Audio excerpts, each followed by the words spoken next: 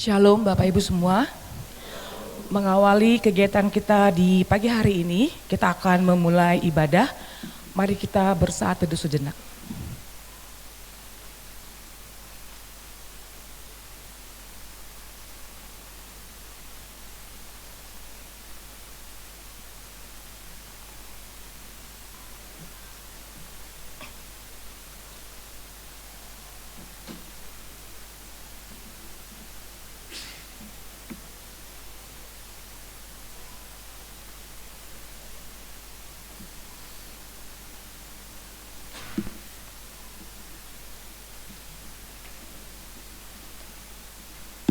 Terpujilah Tuhan atas kebaikan dan pemeliharaannya yang mengumpulkan kita bersama di tempat ini. Kita mengawali dengan kebaktian pembuka. Kita persiapkan diri dalam penghayatan penantian akan kedatangan Kristus untuk yang kedua kali. Yang Tuhan taruh di dalam kami semua untuk mencintai Tuhan dan pada saat yang sama mencintai bangsa negara ini, Tuhan. Pada pagi hari ini kami hendak membaca firman-Mu. Kami memohon pertolongan Roh Kudus agar di dalam kuasa-Nya kami dapat mengerti firman Tuhan. Bahkan kami dimampukan untuk memelihara dalam kehidupan kami. Terpujilah nama-Mu Tuhan kekal selamanya. Di dalam nama Tuhan Yesus Kristus kami berdoa. Amin. Saudara-saudara yang terkasih, selamat pagi. Sungguh sebuah sukacita bila pagi hari ini kita boleh berkumpul tempat ini. Saya lihat sahabat-sahabat yang datang di pagi hari ini muka cerah. Semoga suasananya mendukung kita semua untuk saling mengisi pada sepanjang hari ini. Boleh disapa dulu kanan dan kirinya, mungkin ada yang belum kenal. Bapak Ibu saya persilakan. Yes, sudah. Iya, boleh nanti kita putar ya. Ada waktunya kita bisa ambil kopi sambil kita kenal lebih jauh. Saudara sekalian, firman Tuhan bagi kita semua pada pagi hari ini. Saya undang kita untuk membuka Injil menurut Lukas pasal yang ke-21. Injil Lukas pasal yang ke-21 ayat yang ke-25 hingga 28. Dengan mengingat bahwa hari ini kita semua ada pada masa Advent, persiapan menyambut Natal, kita membuka bagian ini yang merupakan bagian dari pembacaan liturgis kita di masa ini. Mari kita satukan hati, kita baca firman Tuhan. Kedatangan Anak Manusia. Akan ada tanda-tanda pada matahari, bulan dan bintang-bintang. Dan di bumi bangsa-bangsa akan takut dan bingung menghadapi deru dan gelora laut. Orang akan mati ketakutan dalam menghadapi segala yang akan menimpa bumi ini, sebab kuasa-kuasa langit akan goncang. Pada waktu itu orang akan melihat Anak Manusia datang dalam awan dengan kuasa dan kemuliaan yang besar. Apabila semuanya itu mulai terjadi, bangkitlah dan angkatlah kepalamu, sebab pembebasanmu sudah dekat. Demikianlah firman Tuhan yang berbahagia ialah kita sekalian yang membacanya, merenungkan dan yang memeliharanya dalam kehidupan. Amin. Saudara-saudara yang dikasihi Tuhan, hari ini kita berkumpul di tempat ini sebagai saudara dan saudari dalam Tuhan Yesus. Di tempat yang sangat bersejarah ini, di sebuah jalan yang sangat terkenal, Asia Afrika. Kita berkumpul untuk sekali lagi memaknai kehadiran kita, anak-anak Tuhan, gereja-gereja Tuhan di tengah bangsa ini. Pagi hari ini kita ingin mengatakan menjadi orang Kristen itu 100% Kristen, 100% Indonesia. Ungkapan ini adalah sebuah ungkapan yang ingin menggambarkan bahwa diri kita adalah sebuah bagian yang satu dengan Allah Bapa sebagai gerejanya, tetapi pada saat yang sama juga satu nafas, satu tubuh dengan bangsa Indonesia ini.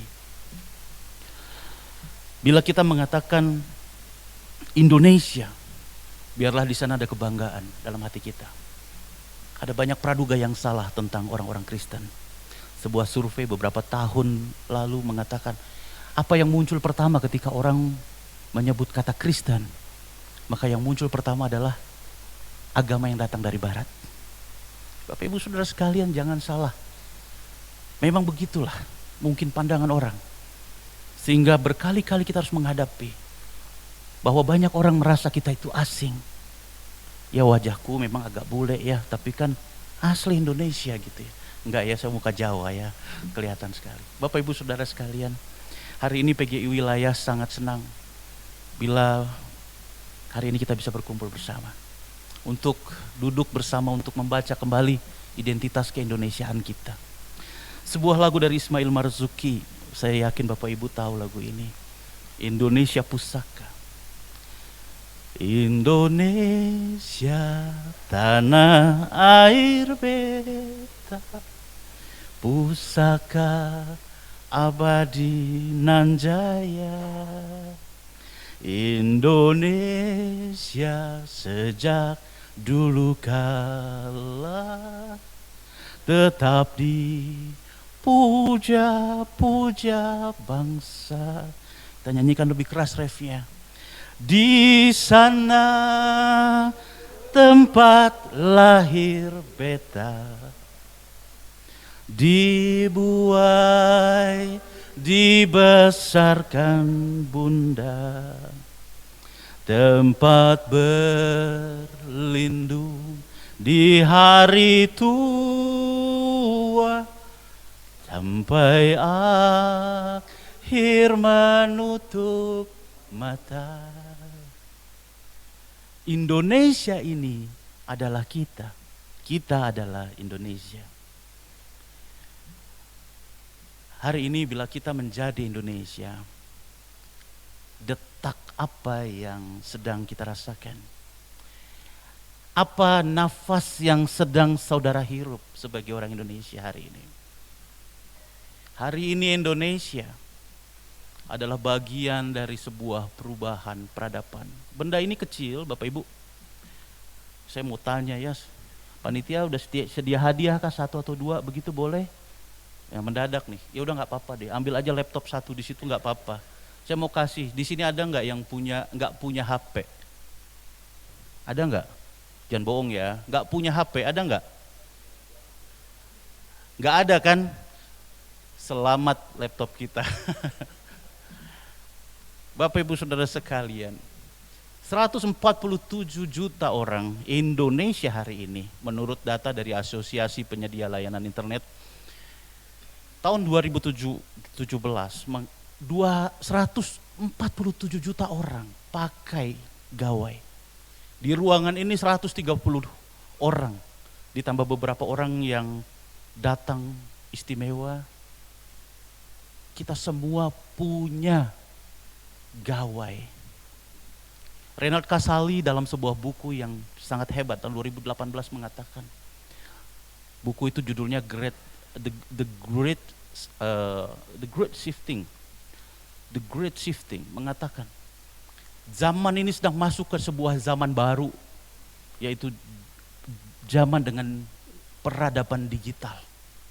Hari ini semua ada di sini Bapak Ibu, yang baik, yang buruk ada di sini semua. Kehadiran dunia digital merubah cara kita hidup. Dia adalah bagian dari hidup.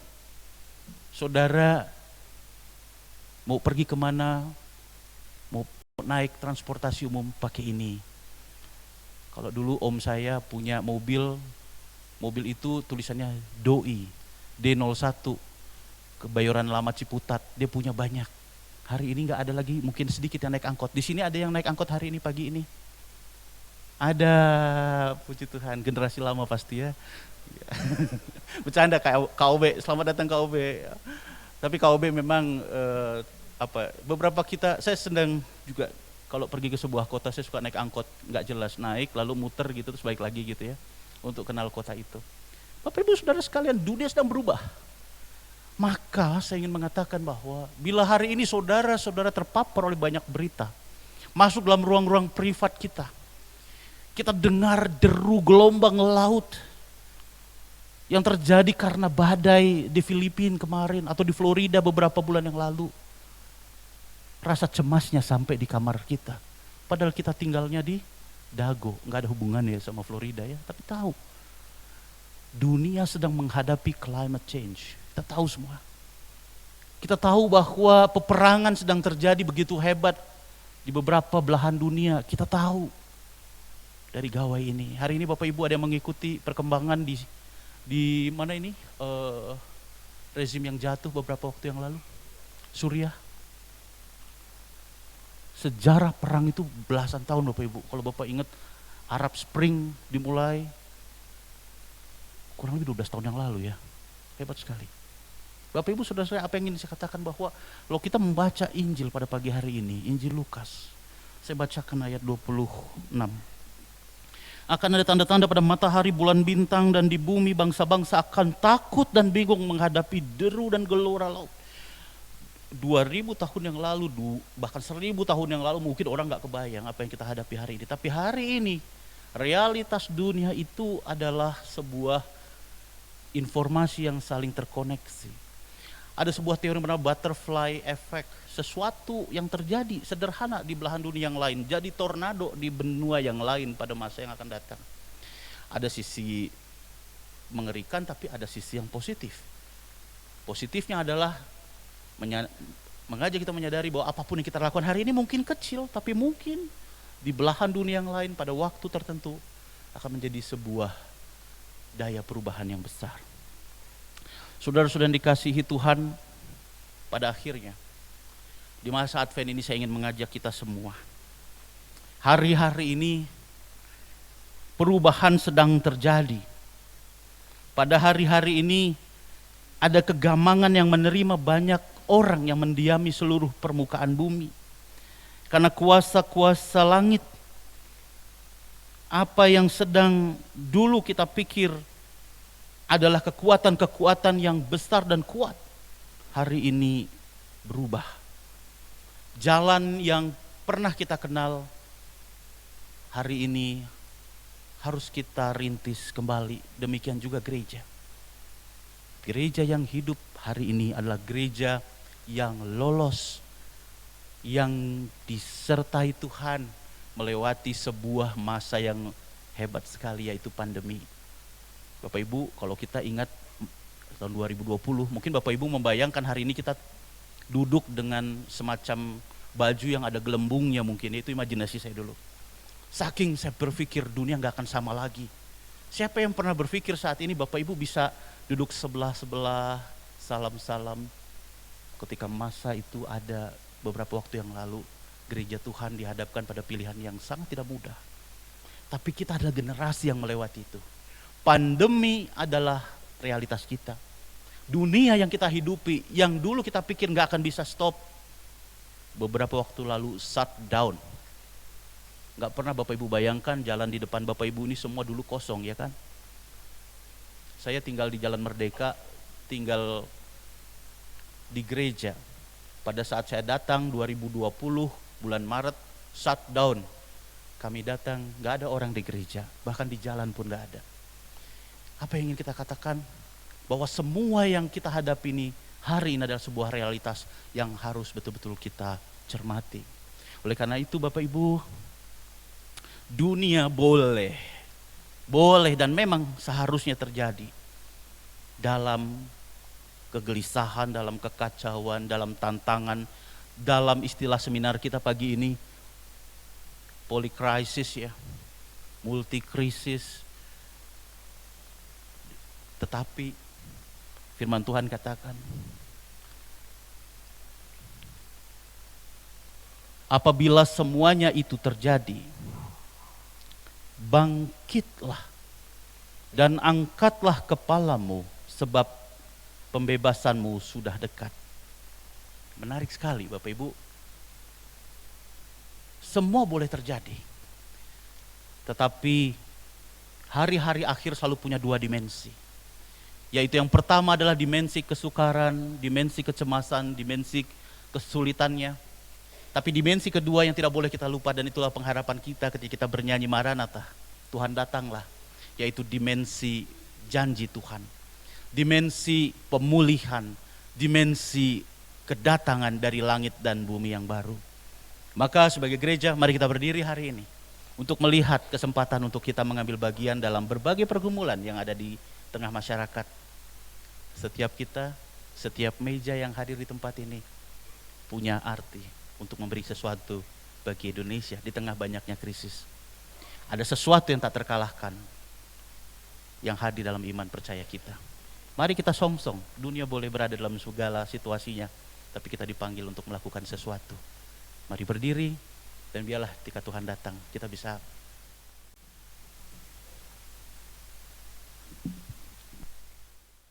kita satu di dalam doa syukur kita. Bapa dalam surga, sungguh kami bersyukur pagi ini kami boleh hadir bersama sebagai gereja Tuhan untuk mengambil bagian dalam pekerjaan Tuhan. Engkaulah Allah yang memiliki misi itu. Engkaulah Tuhan yang memberikan kepada kami inspirasi untuk menghidupi dunia ciptaan-Mu dengan buah-buah kehidupan. Hari ini kami mohon kepada Tuhan hikmat dan kekuatan dan hati yang siap untuk mendengarkan, untuk berbagi, dan untuk melakukan bersama-sama satu panggilan kami. Terpujilah nama Tuhan. Di dalam nama Tuhan Yesus Kristus kami berdoa dan memohon serta bersyukur. Amin. Saudara-saudara dipersilahkan duduk. Semakin semangat mengikuti acara hari ini. Bagaimana? Ngantuk? Semangat? Kita halo-halo dulu dengan yang mengikuti dari Zoom. Halo. Kayaknya kurang semangat. Halo. Sekali lagi halo. Ya. Pertama-tama kami mengucapkan selamat datang. Direncanakan sebenarnya Ibu Menteri Pemberdayaan Perempuan dan Perlindungan Anak bisa hadir atau memberikan kata sambutan, tapi ternyata ada jadwalnya mendadak. Nanti akan digantikan dengan Bapak Indra Gunawan, staf ahli dari Kementerian KPPA secara Zoom. Kami mengucapkan selamat datang juga kepada Pak Indra yang mengikuti melalui Zoom. Untuk narasumber kami pada pagi hari ini ada Bapak Pendeta Hariman Paniakota, ada Bapak Johan Tumanduk dari Ketua 3 MPK di Indonesia, ada Bapak Pendeta Hari Sujatmiko, ada Ibu Profesor Dr. Miranda Gultom, juga ada Pendeta Darwin Darmawan, Sekum PGI, dan ada Bapak Rafael Situmorang mewakili DPRD Jawa Barat. Kemudian ada dari perwakilan dari Kesra yang mendukung kita untuk acara hari ini. Dan kami juga mengucapkan selamat datang untuk peserta Bapak dan Ibu dan pemuda pada hari ini. Selanjutnya marilah kita mendengarkan kata sambutan mewakili MPH Jabar Ketua 4 Penatua Togu Tagalung. Kami persilahkan. Bapak Ibu yang terhormat, seyogianya dan rencananya sebenarnya memberikan kata sambutan Ketua Umum kami, Bapak Pendeta Paulus Wiono, tapi berhubung beliau sakit tidak bisa hadir pada hari ini. Mohon untuk kita semua supaya mendoakan beliau supaya segera sembuh. Selamat pagi, salam sejahtera bagi kita semua. Yang kami hormati Ibu Dr. Randa Hajah Arifatul Khori Fauji MSc selaku Menteri Pemberdayaan Perempuan dan Perlindungan Anak atau yang mewakili pejabat pemerintah Provinsi Jawa Barat, dalam hal ini Biro Kesra, dan diwakili oleh Bapak Rahmat selaku Koordinator Bidang Keagamaan. Selamat datang Pak. Itu juga Ibu Profesor Dr. Miranda, Bapak Pendeta Darwin Darmawan, Sekum PGI, Bapak Rafael Situmorang, Sarjana Hukum, Magister Hukum, selaku mitra kerja dari PGIW Jawa Barat, Pendeta Dr. Hariman Paniakota, Ketua 1 Majelis Sinode GKP, Bapak Johan Tumanduk, SHM selaku Ketua 3 Majelis Pendidikan Kristen di Indonesia. Bapak Hari Sujatmiko, Pendeta GKI, Ibu Marji yang terhormat, Ibu Dr. Sriwati Ginting, Ibu Pendeta Titin Gultom, saya Sudungan selaku para moderator, para peserta seminar yang saya hormati, saudara sekalian yang berbahagia. Puji syukur kita panjatkan kepada Tuhan kita Yesus Kristus atas kasih dan anugerah-Nya. Kita diberi kesempatan untuk berkumpul dalam seminar kebangsaan yang penting ini. Tema yang kita angkat pada hari ini adalah partisipasi kekristenan di tengah polikrisis menuju Indonesia emas.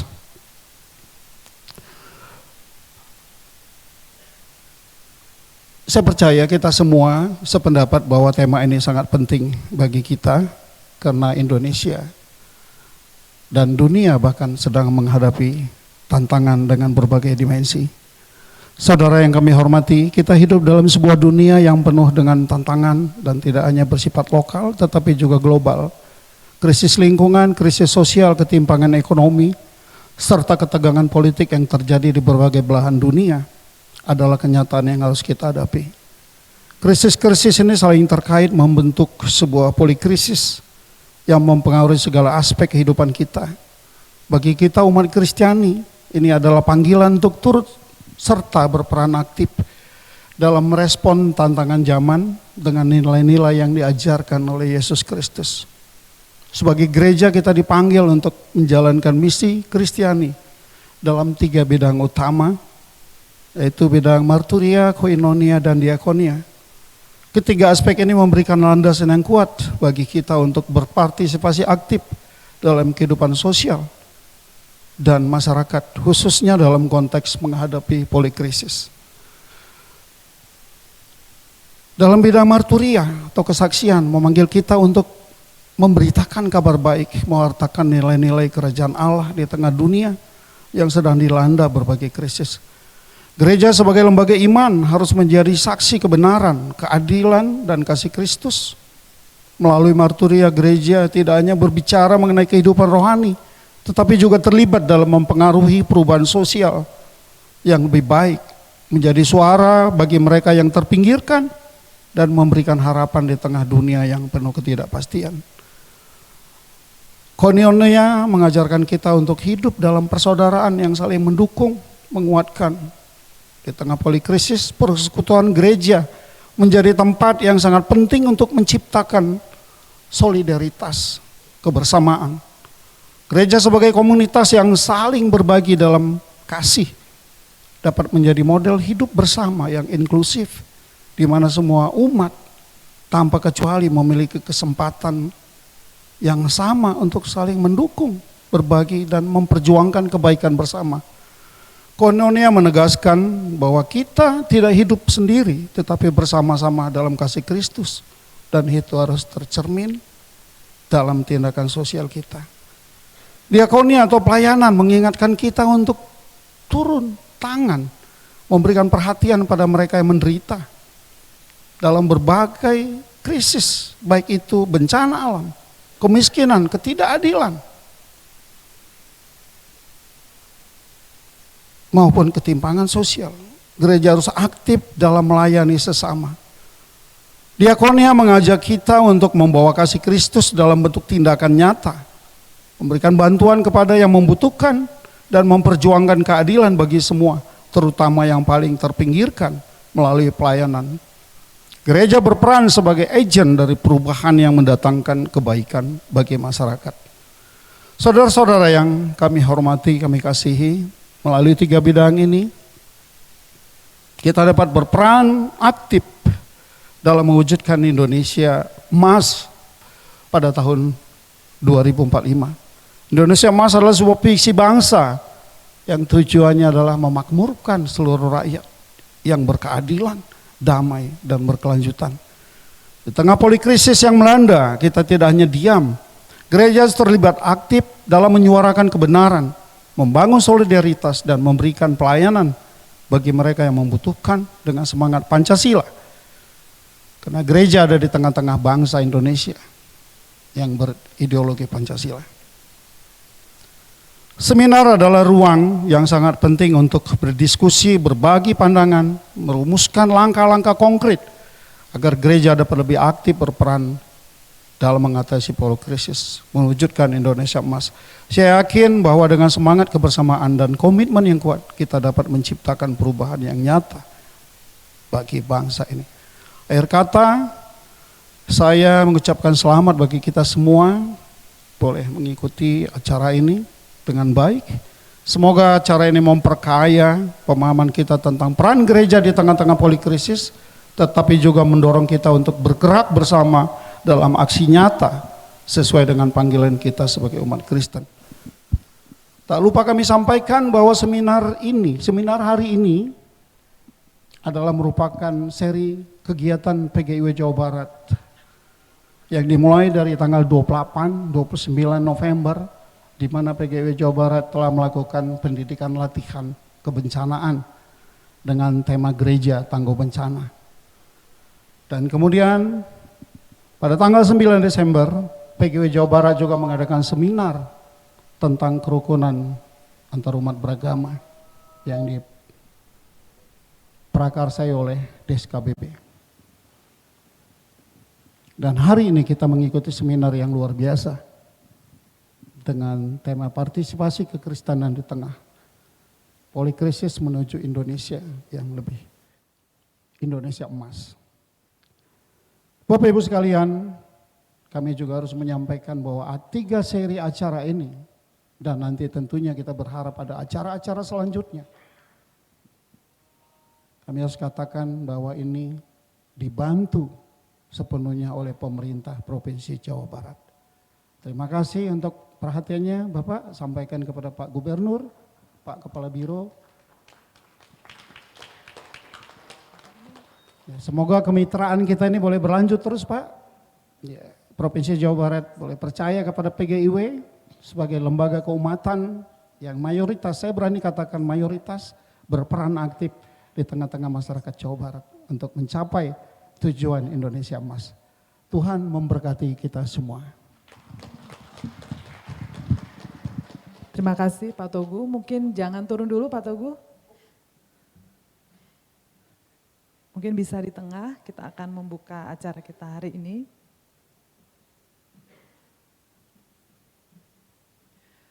Saya juga mengundang Ketua Panitia Ibu Dr. Marji Ririhana Dewana untuk bisa naik ke atas panggung.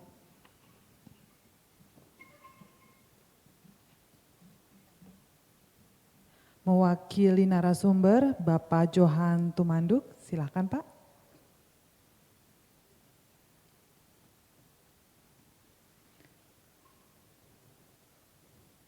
Mewakili moderator Ibu Dr. Sriwati Ginting. Mewakili Biro Kesra Jawa Barat, Bapak Rahmat, silakan. Dan mewakili peserta kami undang Ibu Pendeta Obertina. Mungkin bisa dibagikan angklungnya.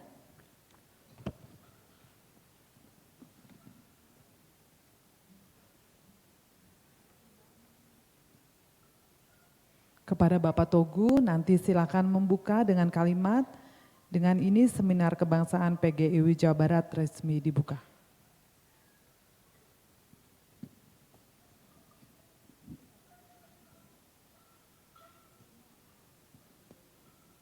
Silakan Pak Togu.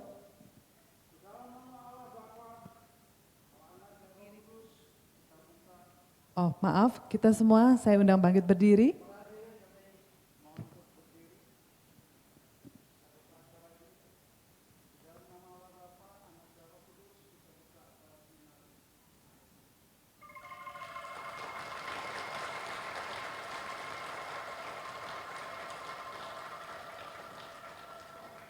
Terima kasih Bapak dan Ibu, silakan kembali ke tempat, silakan duduk kepada kita semua.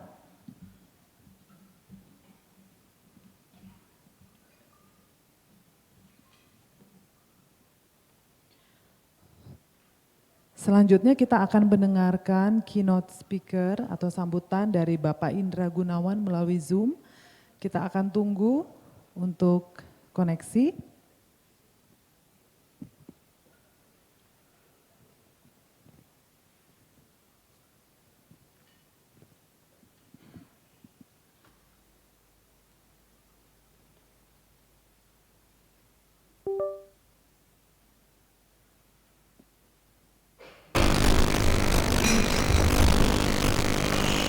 Selamat pagi Kak Indra. Sebentar, kami masih ada belum kedengaran suaranya. Sebentar Pak ya.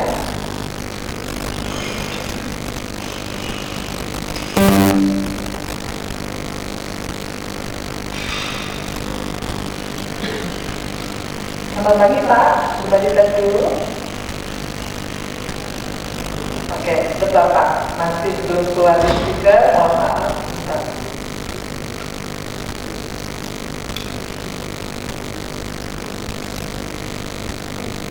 Bapak Indra Gunawan adalah staf ahli dari KPPA yang akan mewakili Ibu memberikan keynote speaker pada pagi hari ini.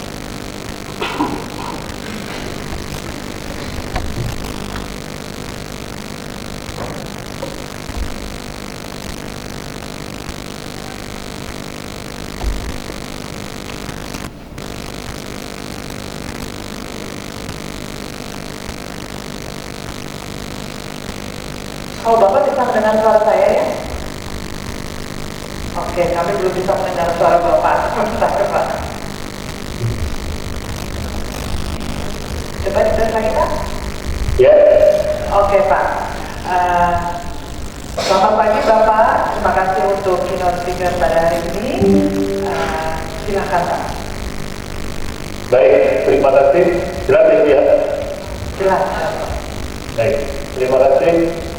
Selamat pagi, salam sejahtera untuk kita semua, dan tentu salam sehat untuk Ibu Bapak sekalian yang hadir pada hari ini. Pertama-tama yang kami hormati segenap pengurus PGIW wilayah Jawa Barat, kemudian para narasumber yang kami hormati, para peserta dan hadirin yang berbahagia peserta seminar kebangsaan PGIW.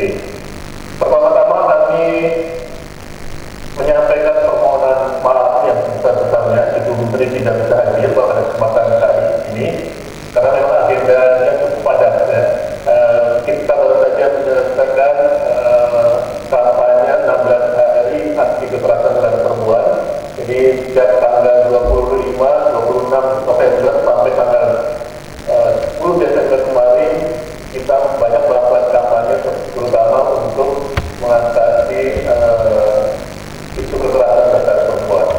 Kemudian tidak lagi nanti di tanggal 22 Desember kita juga akan memperingati Hari Ibu. Tentunya juga ini adalah hari perjuangan para perempuan Indonesia di dalam memperjuangkan dan berkontribusi dalam kemerdekaan Republik Indonesia.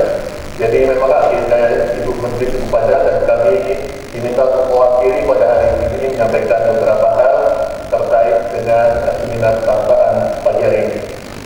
Kami tentu mengucapkan dan menyampaikan apresiasi yang tinggi-tingginya kepada PGIW wilayah Jawa Barat yang telah menginisiasi seminar kebangsaan pada pagi hari ini, terutama dengan tema partisipasi kekristenan di tengah polikrisis menuju Indonesia Maret 2045. Tadi kita telah banyak mendengarkan di acara pembukaan maupun di doa bahwa kita pada saat ini banyak mengalami krisis kemanusiaan. Tentunya ada perang yang sedang terjadi di belahan negara lain. Ini juga tentunya berdampak juga pada Indonesia. Kita juga sudah berhasil kemarin melalui berbagai bencana sosial ya, COVID-19 ya. Tentu kita bersyukur sekali pada Tuhan Yang Maha Esa, bangsa Indonesia masih diberikan kekuatan untuk melalui COVID-19. Dan mungkin Ibu dan Bapak ketahui kita cukup mempunyai kekuatan ya untuk kembali recovery dari COVID-19. Ada beberapa banyak negara yang juga sampai saat ini masih terdampak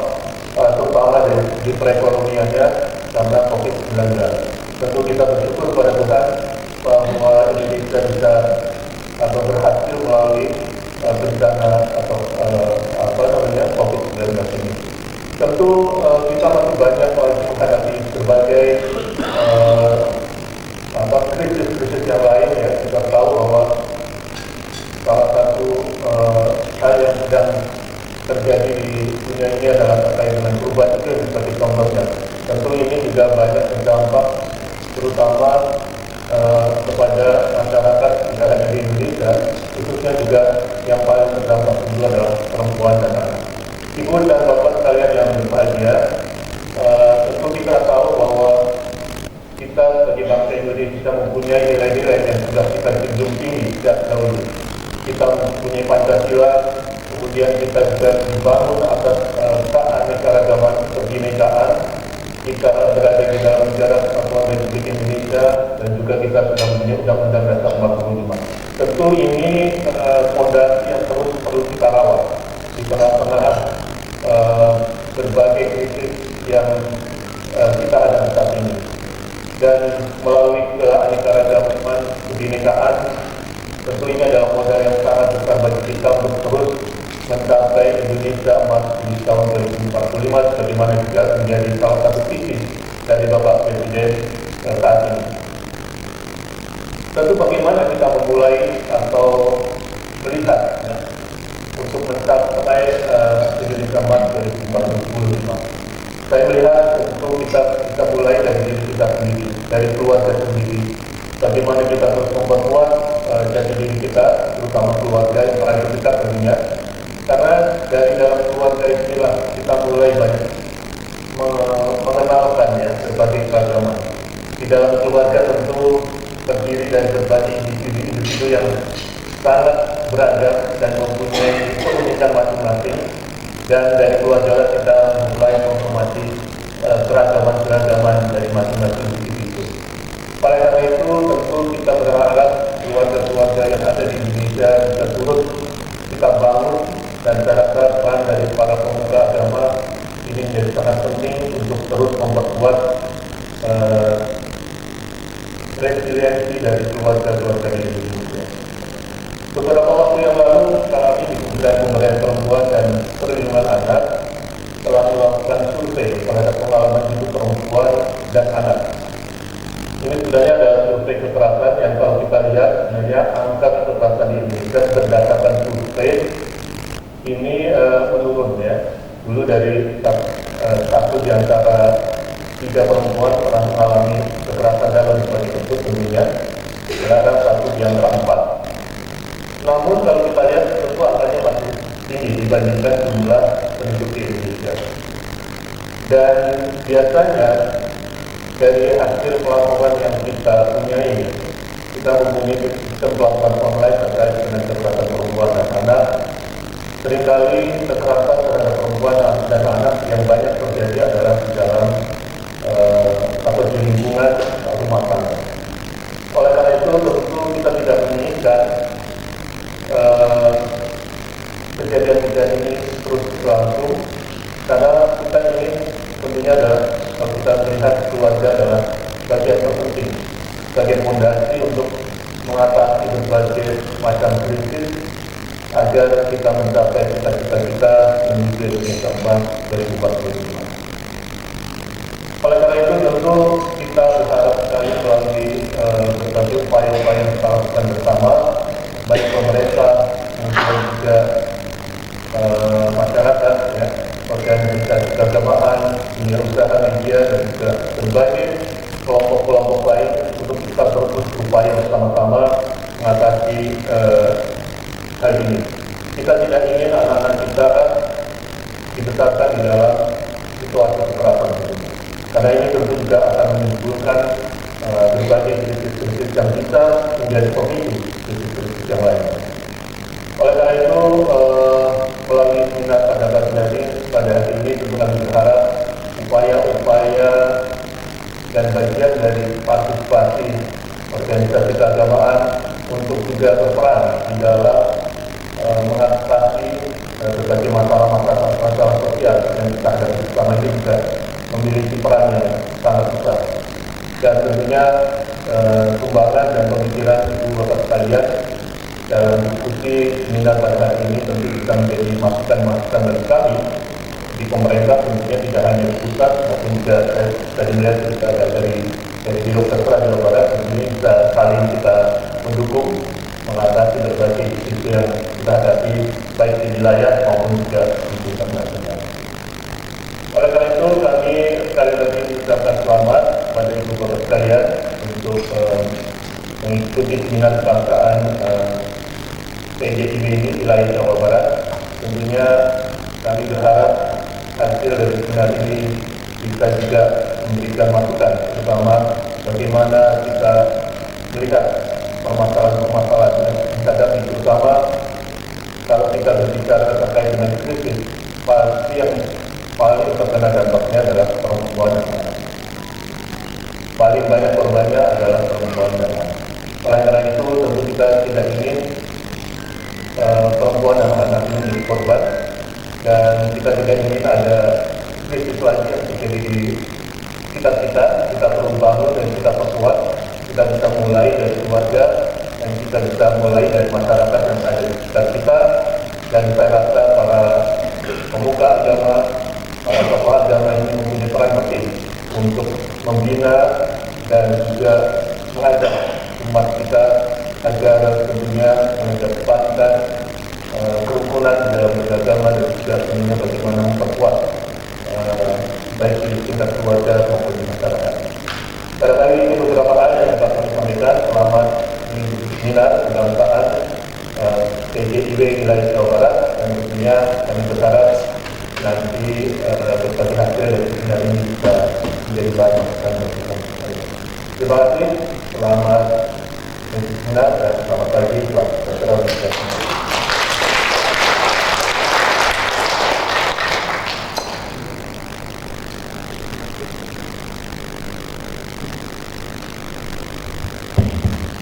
Terima kasih Pak untuk sambutannya.